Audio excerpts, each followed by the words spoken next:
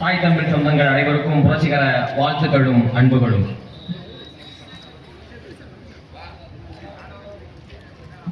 India என்கிற ஒரு நாடு உருவாகி அதற்கு சுதந்திரம் அடைந்து ஏறத்தாழ 80 ஆண்டுகள் ஆகிறது. இந்த சுதந்திரம் கிடைத்து 3 ஆண்டுகளுக்கு பிறகால்தான் இந்த நாடு குடியரசு அடைந்தது. இந்த நாடு ஜனநாயக நாடு என்பதாக பிரகடனப்படுத்தப்பட்டது. அன்று முறை இன்று வரை இந்த நாட்டில் ஒருவர் ஆள வேண்டும் என்றால் இந்த நாட்டினுடைய குடிகளுடைய பெருவாரியான வாக்குகளை பெற்றாக வேண்டும். இந்த தேர்தல் கலாச்சாரம் என்பது அப்போதுதான் உருவெடுக்க தொடங்கியது. அன்று முதல் இன்று வரை மக்களாகிய நாம் இதுவரை உணராத ஒரு உண்மை ஒன்று இருக்கிறது. நாம் அவர்களுக்கு வாக்கு பிச்சை அளிக்கக்கூடிய முதலாளிகள். அவர்கள் நமது வாக்கு பிச்சையை கொண்டு நம்மிடம் பிச்சை வாங்கி நம்மளை ஆளுகின்ற கூலிகள். இதுவரை நாம் உணராத விஷயங்களில் இந்த விஷயம் மிகவும் பிரதானமானது. நாம் எல்லாம் ஒரு நாட்டில் வாழ்கிறோம். நான் ஒரு சாமானியன். எனக்கென்று தனியாக பள்ளிக்கூடம் கட்டி நான் பயில முடியாது. நான் ஒரு சாமானியன். எனக்கென்று கல்லூரி கட்டி நான் படிக்க முடியாது. நான் ஒரு சாமானியன்.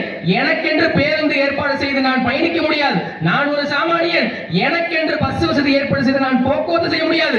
எதுவெல்லாம் தனி மனித உழைப்பால் சாத்தியம் இல்லையோ அதையெல்லாம் செய்வதற்கு தான் இங்கே ஒரு அரசாங்கம் தேவைப்படுகிறது. ஆக மக்களாகிய நாம் நம்மால் முடிந்த வரியை கட்டுகிறோம். நாம் மறைமுகமாக நேரடியாக எந்த பொருளை வாங்கினாலும் அதில் நமது மறைமுக வரி இருக்கிறது. நாம் ஒவ்வொருவரும் கட்டுகின்ற வரிதான் அரசு கஜானாவாக மாறுகிறது. நாம் வாக்கு செலுத்தி அந்த அரசு கஜானாவை நிர்வாகம் செய்யக்கூடிய பொறுப்பை நாமே வழங்குகின்றோம். அதுதான் ஜனநாயக நாடு. இதுதான் ஜனநாயக முறை. ஆக மக்களாகிய நாம் தான் நம்முடைய வரியையும் நம்முடைய நாட்டையும் நிலத்தையும் நிர்வாகம் செய்யக்கூடிய பொறுப்பை வாக்கு செலுத்தி ஒருவருக்கு அளிக்கிறோமே தவிர அவர்கள் ஒன்றும் தேவதூதர்களும் கிடையாது, அரச வம்சமும் கிடையாது. பரம்பரையாக நம்மை ஆள வேண்டிய எந்த தகுதியும் நாம் வாக்கு செலுத்தாமல் அவர்களுக்கு வந்துவிடாது. இதை என்னுடைய அருமை பெற்றோர்கள், தாய் தந்தையர்கள் புரிந்து கொள்ள வேண்டும். பணம் நம்மளது, நிலம் நம்மளது, வாக்கு நம்முடையது, வரி நம்முடையது. இந்த அனைத்து சாராம்சங்களையும் நிர்வாகம் செய்யக்கூடிய ஒரு அதிகாரத்தை நாமே கொடுக்கிறோம். அந்த அதிகாரம் என்பது தற்காலிகமானது.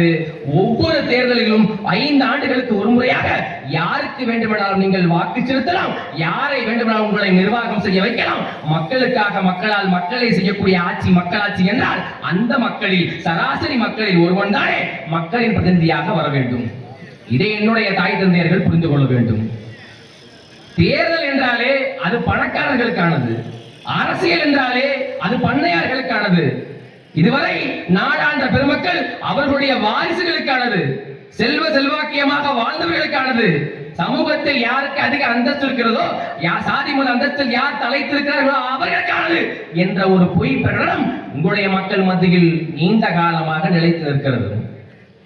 மக்களாட்சி என்றாலே மக்களில் ஒருவர் தான் ஆள வேண்டும். மக்கள் எளிய மக்கள் என்னுடைய பிரதிநிதியாகத்தான் ஒருவர் இருக்க வேண்டும் என்றால் அந்த எளிய மக்களுக்கு அதிகாரம் எப்போது கொண்டு போய் செல்வது? இந்த கேள்விக்கு எவனிடத்தில் பதில் இருக்கிறது? இந்தியாவிலே எந்த கட்சி பணம் இல்லாமல் வெறும் இனம் சார்ந்த ஒருவரை வேட்பாளராக நிறுத்தி இருக்கிறது? சாதி மதம் பார்க்காமல் எவன் கருத்தியலால் கொள்கைகளால் வலுவூன்றி இருக்கிறானோ அவன் தான் உங்களது வேட்பாளர் என்று இந்தியாவில் எந்த கட்சி உங்களுக்கு வேட்பாளரை நிறுத்தி இருக்கிறது? இந்த கேள்விக்கு நீங்கள் பதில் எழுப்பணும். எங்களிடம் கோடிகள் இல்லை, ஆனால் உயர்ந்த கொள்கைகள் இருக்கிறது. எங்களிடம் காசு வரவில்லை, ஆனால் உயர்ந்த கருத்துக்கள் இருக்கிறது. எப்படியாவது இந்த நாட்டையும் நிலத்தையும் மீட்டெடுத்து இழந்த வளத்தை காப்பதற்காகவும் இருக்கின்ற வளத்தை மீட்பதற்காகவும் நாங்கள் துடிக்கிறோம், துடியாக துடிக்கிறோம். அன்பார்ந்த பெருமக்களே, யாரோ 2 பேர் ஆள்றாங்க, 2 பேர் போட்டியிடுறார்கள். நம் கண்முன்னே இருப்பது 2 சின்னம் தான். ஒன்று உதயசூரியன், ஒன்று ரெட்டலை. அதுவும் இல்லைன்னா கை சின்னம், தாம்பர சின்னம். இதுல ஏதாவது ஒன்றை வாக்கு செலுத்தி விடலாம். எவன் 1000 ரூபாய் தரானோ, எவன் 500 ரூபாய் தரானோ அவனுக்கு வாக்களித்து விட்டு போலான்னு நினைக்கிற தவறின் விளைவு தான் அடுத்த 5 ஆண்டுகள் நீ படப்போகிற அத்தனை துன்பங்களுக்குமான நீங்கள் வைக்க போகின்ற முதற்படி. நீங்கள் தெரிந்து கொள்ள வேண்டும். தேர்தல் என்றாலே காசு மையப்படுத்தி விட்டப்பட்டார்கள். எல்லாம் பணம், கோடிகள். திமுக அதிமுக என்ற இருவரும் கட்சிகள், இந்த திராவிட கட்சிகள் 60 ஆண்டுகளுக்கு மேலாக இந்த நிலத்தை ஆண்டு விட்டார்கள். ஒரு தொகுதிக்கு குறைந்தது 80 முதல் 100 கோடி ரூபாய் அந்த கட்சிகள் செலவு செய்கிறார்கள். வேட்பாளர் சீட்டுக்கு பணம், அதுக்கப்புறம் ஓட்டுக்கு பணம். ஒரு வேட்பாளர் இந்த கட்சியின் பிரதிநிதியாக வேட்பாளராக நிற்க வேண்டும் என்றால் அவர் கட்சிக்கு சீட்டுக்கு பணம் கொடுத்தாக வேண்டும். ஒரு வேட்பாளர் அவர் வெல்ல வேண்டும் என்றால் அவர் ஓட்டுக்கும் பணம் கொடுத்தாக வேண்டும். இந்த ஜனநாயகத்தை கேலிக்குத்தி ஆக்கிய இந்த இருவரும் திராவிட கட்சிகள் முழுக்க முழுக்க பணநாயகமாக மாற்றி பணத்தை அள்ளி இந்த ஜனநாயக நாட்டை மூடிவிட்டார்கள். அதை அள்ளி போட்டு மூடிவிட்டார்கள். எல்லாம் பணமயமாகிவிட்டது, எல்லாம் பணமயம். அதனால அரசாங்கமே ஒரு முடிவெடுக்கிறது என்ன? வடக்கே பாஜக என்கிற ஒரு கட்சி, பீகார் சட்டமன்ற தேர்தல், அந்த கட்சி ஒரு முடிவெடுக்கிறது, இந்த நாட்டின் குடிகளின் ஓட்டை வாங்குவதற்கு பணத்தை கொடுத்தால் போதும் என்கிற முடிவை எடுக்கிறது. என்ன பண்ணுச்சு? உங்களுக்கு நாங்கள் ஒரு 10,000 ரூபாயை பேங்க் அக்கவுண்ட்ல போட்டுருவோம், வங்கி கணக்கு நாங்கள் செலுத்தி விடுவோம். அந்த 10,000 ரூபாயை வைத்துக் கொண்டு எந்த மாதிரி சிறு குறு தொழில்களை நீங்கள் முன்னெடுக்கலாம் என்று முடிவெடுத்து ஒரு ப்ளூ பிரிண்ட் ஒரு ப்ளூ பிரிண்டை தயார் செய்து நீங்கள் கொடுக்க வேண்டும். அந்த ப்ளூ பிரிண்ட், அந்த ஒப்புதல் நீங்கள் பெற்றுவிட்டால், அது அரசாங்கத்தால் அங்கீகரிக்கப்பட்டால் 2 லட்சம் ரூபாயை உங்களுக்கு திரும்பி கொடுக்கும். இல்லை என்றால் 10,000 ரூபாயோடு நீங்கள் விடைபெறலாம். இது தேர்தலுக்கு 20 நாட்களுக்கு முன்பே மக்களுடைய வங்கி கணக்கில் விழுந்தது 10,000 ரூபாய். அந்த 10,000 ரூபாய் என்ன நடந்தாலும் நடக்காவிட்டாலும், அரசாங்கத்திடமிருந்து ஒப்புதல் கிடைத்தாலும் கிடைக்காவிட்டாலும், தொழில் தொடங்கினாலும் தொடங்காவிட்டாலும் 10,000 கன்ஃபார்ம். 10,000 கிடைச்சிருது இல்லையா? அதனால மக்கள் அந்த 10,000 ரூபாயை வாங்கி கொண்ட பெருமக்கள் பெருமிதத்தோடு பாஜகவுக்கு மீண்டும் வாக்கு செலுத்தினார்கள். பாஜக மீண்டும் அந்த மாநிலத்தில் அரியணை ஏறியது. இது பாஜகவினுடைய அரசியல். இதை வச்சுப்போம், ஒரு பக்கம் இருக்கு. தமிழ்நாடு இருக்கிறது. இப்ப தமிழ்நாட்டுடைய அரசியலுக்கு வருவோம். தமிழ்நாட்டில் 2026 ஆண்டு தொடங்கிய உடனே தமிழர்களுக்கு என்று ஒரே ஒரு பண்டிகை, அது பொங்கல் பண்டிகை. அதற்கு 3000 ரூபாய் பொங்கல் பரிசு என்பதாக வழங்கப்பட்டது. அடுத்த மாதம் பிப்ரவரி தூங்கி எழுந்து பார்த்தால் திடீரென்று வங்கி கணக்கில் 5000 ரூபாய் வழங்கப்பட்டது. இதற்கிடையே ஜனவரி மாதம் 1000 ரூபாய் மகளிர் உதவித்தொகை, பிப்ரவரி மாதத்தில் அந்த கோடை கால நிதி எல்லாம் சேர்த்து அது 9000 ரூபாய். இனி ஓட்டுக்கு 500, 1000 ரூபாய், மொத்தமாக சேர்த்தால் 10,000 ரூபாய். சேர்த்து போட்டா பாஜக, அதை பிரிச்சு போட்டா DMK. That's all your honour. அவ்வளவுதான். இந்த பாஜகவுக்கும் திமுகவுக்கும் இடையே என்ன வேறுபாடை நீங்கள் கண்டீர்கள்? இதை நீங்கள் சொல்லணும். அவனும் நம்மை சிறுபான்மை என்கிறான். இஸ்லாமிய கிறிஸ்துவ மக்கள் அவனுடைய பார்வையில் வாழ தகுதியற்ற சிறுபான்மையினர். இந்த நாடு இந்துக்களுக்கானது. இந்துக்களை தவிர இந்த நாட்டில் யாரும் வாழக்கூடாது, ஆளக்கூடாது என்பது பாஜகவினுடைய கருத்தியல். அப்படி என்றால் அவன் சிறுபான்மை அல்ல, இந்த நாட்டின் பெரும்பான்மை என்று சொல்வதுதானே அதற்கு எதிர்கருத்தாக இருக்க முடியும். ஆனால் நம்மை ஆளுகின்ற திமுக அதிமுக என்ற கட்சிகள் மீண்டும் மீண்டும் எப்படிப்பட்ட மதவாதத்தின் போக்கில் ஒரு மதத்தின் மூலமாக ஒரு மனிதனை அளந்து சிறுபான்மை என்று கொச்சைப்படுத்த முடியுமோ அதைத்தானே கருணாநிதி குடும்பமும் செய்தது, ஜெயலலிதா குடும்பமும் செய்தது. திமுக அதிமுக இரு கட்சிகளும் இந்த நாட்டில் என்னையும் என் அண்ணனையும் ஆக்கியது, என்னையும் அண்ணனையும் கொடுத்த பட்டம் சிறுபான்மை என்கிற பட்டம். சீமான் என்று ஒரு பெருமகன் பிறந்தால் ஆத்தூர் தொகுதியின் வேட்பாளராக சைமன் ஜஸ்டின், வேடசந்தூர் தொகுதியின் வேட்பாளராக உசேன் என்னுடைய மகன் என்று நிறுத்தினால் சிறுபான்மை என்ற கலாச்சாரம் ஒழிந்தது. அவன் சிறுபான்மை அல்ல, இந்த தமிழ் சமுதாயத்தின் பெரும்பான்மை மக்கள் என்று இந்த நாட்டில் ஒரே ஒரு பெருமகன் தான் கூறினான். ஒரே ஒரு பெருமகன். என்ன வேடசந்தூர் என்ன இஸ்லாமிய தொகுதியா? நிறைய பேர் இங்க இருக்கிறாங்க. வேடசந்தூர் இஸ்லாமிய தொகுதியா?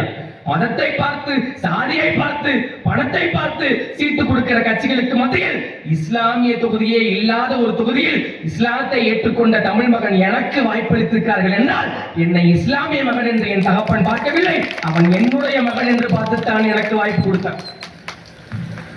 புரிஞ்சுக்கணும் இத. அப்ப இஸ்லாமிய கிறிஸ்துவ மக்களை இங்கே நேசிப்பது எந்த கருத்தியல், எந்த தலைமை என்று நீங்கள் சிந்திக்க வேண்டும். அதற்காகத்தான் சொல்றேன். கருணாநிதி குடும்பம் சொல்லுகிறது, இவர்கள் இஸ்லாமிய கிறிஸ்துவ மக்கள் காலங்காலமாக சிறுபான்மையினர், கல்லூரி நிறுவனங்களுக்கு, கல்வி நிறுவனங்களுக்கு, பள்ளிக்கூடங்களுக்கு சிறுபான்மை அந்தஸ்து கொடுக்கிறோம். சிறுபான்மை எப்படி அந்தஸ்தான? நீ 4 பேர் தான் இருக்கிற, நீ 4-5 பேர் தான் இருக்கிற, இவ்வளவுதான் உன் குடும்பம், இத்தனை பேர் தான் உன்னை சார்ந்தவன், நீ பொறுப்பா இருந்து பொழைச்சுக்க, என்னை அண்டி பொழைச்சுக்க என்று மறைமுகமாக சொல்வது என்பது எப்படி அந்தஸ்தாகும்? எப்படி அந்தஸ்தாகும்? மதத்தை வைத்து மனித வளத்தை மதிப்பிடுவது என்பது எந்த நாட்டில் நடந்திருக்கிறது? இந்த கேள்விக்கு நீங்க பதில் எழுப்பணும். இஸ்லாமிய கிறிஸ்துவரை சிறுபான்மை என்றால் இசை வேளாளர் என்னடா? அதை நீங்க கேட்கணும். அது என்ன இசை வேளாளர்? எப்படி வந்தது? இசை வேளாளர் எனக்கு கொங்கு வேளாளர் தெரியும், சரி விவசாய குடும்பங்கள். தேவேந்திர குல வேளாளர் தெரியும், அது என்ன இசை வேளாளர்? என்ன கொட்டடிச்சுக்கிட்டே விவசாயம் பார்ப்பாங்களா? எப்படி இசை வேளாளர்? புரியலையே. அது எப்படி? என்னை சிறுபான்மை என்று சொல்பவன் ஆகப்பெரிய சிறுபான்மை, மொழி சிறுபான்மை. நான் இந்த தமிழ் தேசிய இனத்தின் பெரும்பான்மை மக்களில் ஒருவர் என்ற இந்த நாட்டில் ஒரே ஒரு தலைமை, ஒரே ஒரு கட்சி தான் சொல்கிறது. சாதியை கடந்து, மதத்தை கடந்து தமிழ் தேசிய கொள்கை என்ற ஏற்ற பிள்ளைகள் நாங்கள், நாம் தமிழர் என்று நிமிர்ந்தோம். இந்த நாட்டை ஆள வேண்டும் என்று இந்த கட்சிகள் மத்தியில் இந்த தேர்தல் களத்திலே நாங்களும் போட்டியிடுகின்றோம். 117 ஆண் வேட்பாளர்கள், 117 பெண் வேட்பாளர்கள் என பாலின சமத்துவத்தை வழங்கி இருக்கிறது நாம் தமிழர் கட்சி. ஓட்டுக்கு பணம் தருவதில்லை, சீட்டுக்கு பணம் வாங்குவதில்லை. நான் வேணா சொந்தத்துக்கு சீட்டுக்கு காசு கொடுக்கல, ஆனா நீங்க கொடுத்துருக்கீங்களா? கொடுக்கறதுக்கு வாய்ப்பு இல்ல. ஆமா, அவரே வரும்போது லிப்ட் கட்டி அடி வந்தாப்புல. நீ எங்க இருந்து போய் காசு கொடுக்கறது? அதுக்கு வாய்ப்பு இல்லை. அப்ப எங்க இருந்து ஊழல் பிறக்கிறது என்றால், ஐயா முத்துராமலிங்க தேவர் அவர்கள் கூறுகிறார்கள், ஊழல் லஞ்சம் என்பது பிறப்பதே ஓட்டுக்கு காசு கொடுக்கும் நேரத்தில் தான் என்பதாக கூறுகிறார்கள். ஓட்டுக்கு ஒருத்தன் காசு கொடுக்கிறான், அரசியல் பணமயமாயப்படுகிறது அப்படின்றப்ப அதன் மூலமாக அதிகாரத்துக்கு வந்த ஒருவனுக்கு ஒரு நிர்பந்தம் ஏற்படுகிறது. என்ன நிர்பந்தம் சொன்னா, போட்டதை எடுக்கணும். 100 கோடி ரூபாய், 200 கோடி ரூபாய் என்று முதலீடு செய்கின்ற ஒருவர் அவர் ஆட்சி அதிகாரத்துக்கு வந்த பிறகு போட்டதை எடுத்துடலாம், பல கோடி ரூபாயா, பல்லாயிரம் கோடி ரூபாயா போட்டதை எடுத்துடலாம் என்று நினைப்பதன் விளைவு உங்களுக்கு காசு கொடுக்குறாங்க. 2026 ரொம்ப ஆத்தூர் தொகுதி மக்களுக்கு ரொம்ப சந்தோஷமான வருஷம். ஏன்னா ஆண்டு தொடங்கிய முன்னே எங்க ஐயா ஐப்பிரிசாமிக்கு பிறந்தநாள் வந்துச்சு. திண்டுக்கல் மாவட்டம் முழுக்க பேனர் வச்சாங்க. திண்டுக்கல் மாவட்டம் முழுக்க இந்த பக்கம் ஒருத்தன் திராவிட சூரியனே, எங்கள் குல தெய்வமே, ஐபி என்றும் 2 எழுத்து, அதுதானே எங்கள் உயிரெழுத்து. புரியலடா, சத்தியமா புரியல. எந்த இலக்கியவாதியாலையும் பதில் சொல்ல முடியாது.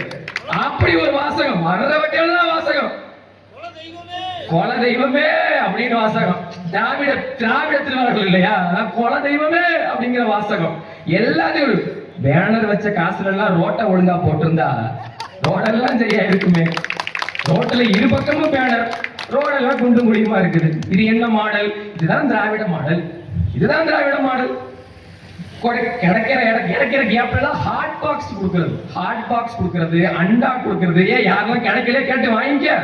கரிசல் போட்டி மக்களே, பெருமக்களே, உங்களுக்கு அண்டா கிடைக்காட்டியும் அதுக்கு சீமான் மகன் நான் தான் பேசணும். அண்டா கிடைக்கிறனாலும் வாங்கிக்க. ஐயா ஐப்பிரிசாமி கொடுக்கிறார். அண்டா கொடுக்கிறது, குண்டா கொடுக்கிறது, ஹாட் பாக்ஸ் கொடுக்கிறது, எல்லாத்தையும் கொடுத்து விட்டு ஐயா ஐப்பிரிசாமி கொடுக்காத ஒன்று வேலை வாய்ப்பு. பக்கத்து ஊர்ல வேட்டி செல்ல கொடுத்தாங்களா, இங்க கொடுக்கலையா? வேலை வேட்டி கேட்கறத விட்டுட்டு சேலை வேட்டி கேட்கறதுன்னு விளைவு இதெல்லாம். பக்கத்து ஊர்ல சேலை வேட்டியா கொடுத்தாங்களா, இங்க கொடுக்கல. இங்க படிக்கக்கூடிய இளைஞர்கள், இந்த பண்ணின் மைந்தர்கள், நாங்கள் படிக்கக்கூடிய பட்டதாரிகள் ஆயிரக்கணக்கில் பல்லாயிரக்கணக்கில் இருக்கிறார்கள். யாருக்கும் வேலை வாய்ப்பு என்பது இந்த மாவட்டத்தில் கிடையாது, யாருக்கும் கிடையாது. இங்கே படித்த பட்டதாரிகள் வெளி மாநிலத்துக்கு செல்ல வேண்டும், வெளி மாவட்டத்துக்கு செல்ல வேண்டும், சென்னைக்கு செல்லணும், கோயம்புத்தூருக்கு போனீங்க, வெளிநாட்டுக்கே போகணும். பரம்பரை ஐயா ஐப்பிரியசாமி அவர்தான் ஆளணும், 30 வருஷமா அவர்தான் அமைச்சர் என்று நீ வாக்கு செலுத்துவதன் விளைவு உன்னுடைய மகன்கள் நாங்கள் எல்லாம் அகதிகளாக மாறி போனோம். வெளி மாநிலங்களிலே, வெளிநாட்டிலே நாங்கள் எல்லாம் அங்கு வேலைக்கு செல்ல வேண்டிய நிலைமை என்பது நீ போட்ட ஓட்டு, அதனால வந்த வேட்டு. இதை நீங்க புரிஞ்சுக்கணும். ஐயா ஐப்பிரியசாமிக்கு நீங்கள் போடு, காலமுள்ள ஓட்டு போடு. ஐயா ஐப்பிரியசாமி வருவார், அதுக்கப்புறம் ஐபி செந்தில்குமார் வருவார், காலகாலம் அதுக்கப்புறம் அவர் மகன் அதுக்கு மகன் என்று வருவார்கள். காலகாலமா ஐயா ஐப்பிரியசாமியை விட்டு அந்த பதவியிலிருந்து இறங்காம நீ பாத்துக்க. ஐயா ஐப்பிரியசாமி அவர் உன்னை கொண்டு சுடுகாட்டுல போடுற வேலையை பாத்துக்குவார். அவ்வளவுதான். நாங்கள் ஒன்றும் செய்யவில்லை. நீங்கள் வாரிசாக போட்ட ஓட்டின் விளைவு 5000 ரூபாய் 10,000 ரூபாய் என்று கொடுக்கிறார்களே இந்த பெருமக்கள். 10 லட்சம் கோடி கடல்ல இருக்கிறது தமிழ்நாடு அரசு. அந்த 10 லட்சம் கோடி வருவாயை எங்கிருந்து ஈட்டுவார்கள்? இந்த கேள்வியை நீங்கள் இப்ப எங்கிருந்து ஏற்றுவார்கள்? இலவசம் என்று கொடுத்தவர்கள் இவர்கள். அதை விட கம்மியா 1000 மாசம் 1 கோடி ரேஷன் கார்டு 1.25 கோடி ரேஷன் கார்டுக்கு 1000 மாசம் கொடுக்கிற இவர்கள் ஒரு மாதத்திற்கு 1000 கோடி ரூபாய் 1200 கோடி ரூபாய் செலவு செய்கின்ற இவர்கள் மாவட்டத்துக்கு மாவட்டம் நிலம் சார்ந்த வளம் சார்ந்த ஒரு தொழிற்சாலையை உருவாக்கி இந்த மண்ணின் மைந்தர்களுக்கு வேலை கொடுத்திருக்கலாமே. ஏன் கொடுக்கல? ஐயா மு.க. ஸ்டாலின் அவர்கள் லேப்டாப் தராங்க. லேப்டாப் எப்ப? 3ஆம் ஆண்டு படிக்கின்ற மாணவர்களுக்கு லேப்டாப் தரார். 3ஆம் ஆண்டு படிப்பை முடிக்கிற தருவாயில், படிப்பை தொடங்கும் போதுதான் ஒருத்தனுக்கு நோட்டு புத்தகம் தேவைப்படும், லேப்டாப் தேவைப்படும், மேனா பென்சில் எல்லாம் தேவைப்படும். படிப்பை முடிக்கிற நேரத்தில் ஒருவனுக்கு லேப்டாப் தருகிறார். அதே ஐயா மு.க. ஸ்டாலின் அவர்கள் தன் மகனுக்கு செஞ்சு கொடுத்த நல்லது என்ன தெரியுமா? கட்சிகள் சேர்ந்த மாத்திரமா அவர் இளைஞரணி தலைவர். அதுக்கப்புறம் அவருக்கு போட்டியிட வாய்ப்பு, அதில் வென்று பெற்ற பிறகு அவர் சட்டமன்ற உறுப்பினர், அதுக்கப்புறம் அவர் விளையாட்டுத்துறை அமைச்சர். எல்லாம் உடனுக்குடனே நடக்குது. விளையாட்டுத்துறை அமைச்சர், அதற்கு பிறகு அவர் துணை முதல்வர். எதிர்காலத்தில் திமுக என்கிற கட்சி எப்போதெல்லாம் ஆட்சி பிடிக்கிறதோ அப்போது ஒருவேளை உதயநிதி ஸ்டாலின் அவர்களும் முதலமைச்சராக இருக்கலாம். நான் கேட்கின்ற கேள்வி, இந்த திராவிடத்தில் உதயசூரனுக்கு ஓட்டு போடுகின்ற பெருமக்களை நீங்கள் கொஞ்சமாவது சிந்தியுங்கள். ஐயா மு.க. ஸ்டாலின் அவர்களிடமிருந்து நீங்கள் கேள்வியை கேளுங்கள். 3ஆம் ஆண்டு படிக்கும் போது எனக்கு லேப்டாப் கொடுக்கிற, 4 ஆண்டுகள் ஆண்ட பிறகு எனக்கு 5000 ரூபாய் கொடுக்கிற, உன் பிள்ளைய முன்னேற்றத்தில் நீ காட்டிய அவசரத்தை என் பிள்ளைய முன்னேற்றத்தில் ஏன் காட்டல? இந்த கேள்விக்கு பதில் இருக்கிறதா? இதே கரிசல் பட்டிமன்றம் ஓம் பிரச்சனை நிறைய இருக்குது. இதே கரிசல் பட்டிமன்றம் மேற்கு தொடர்ச்சி மலை அடிவாரத்துல 2 ஏக்கர் கோயிலுக்கு சொந்தமான நிலம், 2 ஏக்கர் நிலத்தை 20 அடியிலிருந்து 30 அடி வரைக்கும் பள்ளத்துல மண்ணை தோண்டி வித்திருக்காங்க. ரோட்டை விரிவுபடுத்துங்கிற பேர்ல வித்திருக்காங்க. இங்க கூட நான் நின்றுக்கூடிய இங்க இருக்கிற பொதுமக்களே வந்து நம்ம சொல்றாங்க, ஐயா ஐபிஎஸ் சொல்ல முடியாது, இதை நான் எங்கேயுமே சொல்ல முடியாது, நீங்களாவது போய் பேசுங்க அப்படின்னு சொல்லி எங்க இடத்துல சொல்லி அனுப்புறாங்க. அப்ப ஏன் அவங்களுக்கு தெரியுது இந்த மண்ணின் மக்களுக்கு எந்த பிரச்சனையாக இருந்தாலும் அந்த போராட்ட களத்தில் அவர்களுக்கு உதவியாக இருப்பது நாம் தமிழர் கட்சி தான் என்று தெரிகிறது. அப்ப போராளிகளிடத்திலே ஆட்சியை கொடுத்து விட்டால் நீங்கள் போராட வேண்டிய நிலைமையே இருக்காது. இதை மட்டும் நான் கூறிக்கொண்டே மனதில் ஏற்றுக்கொள்ளுங்கள். அந்த கழுத்தில் இருக்கிற அந்த கருப்பு சிவப்பு துண்டையும் கரை வேஸ்டியும் கரட்டி போட்டு வீட்டுல மல்லாக்கப்படுத்தி யோசிச்சு பாரு. நான் சொல்றது எவ்வளவு உண்மைன்னு உனக்கு புரியும். எதிர்காலத்துக்கு உனக்கு என்ன தேவைன்றது உனக்கு புரியும். அது நம்ம புரியும். அப்ப இந்த மண்ணின் மைந்தனாகிய என்னுடைய அண்ணன் சைமன் ஜெசின் அவர்கள் படித்தவர், முனைவர் பட்டம் பெற்றவர். இந்த நாட்டில் அவர் நினைச்சிருந்தா ஒரு கல்லூரி, ஒரு கல்வி நிலையங்களுக்கு எல்லாம் சென்று, இல்ல வெளிநாட்டிலேயே வெளி மாநிலங்களிலேயே வேலைக்கெல்லாம் போய் பல லட்சம் கோடி ரூபாயை அவர் வருவாயாக ஈட்டி தான் உண்டு தன் வீடு உண்டு வாழ்ந்து கொள்ள முடியும். ஆனால் நான் பிறந்த வீட்டை விட நான் வாழ்கின்ற, நான் இருக்கின்ற இந்த நாடுதான் பெரிது என்று நினைத்ததன் விளைவு என்னுடைய அண்ணன் அரசியல் களத்திலே பொதுத்தளத்திலேயே பல வருடங்களாக இயங்கிக் கொண்டிருக்கின்றனர். அவரை காட்டிலும் ஒரு தகுதி மிகுந்த வேட்பாளரை திமுகவோ இல்ல அதிமுகவோ அதன் கூட்டணி கட்சிகளோ நிறுத்தப் போவதில்லை. அதை நீங்க புரிஞ்சுக்கணும். 3 முறை முன்னாள் முதலமைச்சர், 3 முறை முன்னாள் முதலமைச்சர், அதிமுகவை சேர்ந்த முன்னாள் முதலமைச்சர் ஐயா ஓபிஎஸ் இன்று திமுகவில் சேர்த்துட்டு என்ன சொல்ற, இன்னிலிருந்து ஓபிஎஸ் மனிதர் புனிதராயிட்டார். நாளைக்கு அச்சுராஜா போய் திமுக சேர்ந்தாலும் இதைத்தான் சொல்லுவாங்க, அவர் மனித புனிதராயிடுவார். அவருக்கு ஒரு தொகுதி ஒதுக்குவாங்க, அவருக்கு ஒரு அமைச்சர் பதவி கொடுப்பாங்க. அப்ப காசுக்கான பதவிக்கான ஒரு கட்சி என்றும் மக்களின் உதவிக்காக நிற்காது. உங்கள் பிள்ளைகள் நாங்கள், உங்கள் வயிற்றில் பிறந்தவர்கள், உடன் பிறந்தவர்கள் நாங்கள் ஆட்சி அதிகாரத்துக்கு வந்தால்தான் இந்த நாடும் மக்களும் செழிக்கும். நாங்கள் வெல்ல மாட்டோம் என்று நீங்கள் கருதாதீர்கள். நீங்கள் எங்களுக்கு செலுத்துகின்ற ஒவ்வொரு வாக்கும் நாளை நல்லதொரு மாற்றத்தை உருவாக்கும். தமிழ்த்தாய் வாழ்க, தலைவர் பிரபாகரன் வாழ்க, நாம் தமிழர்.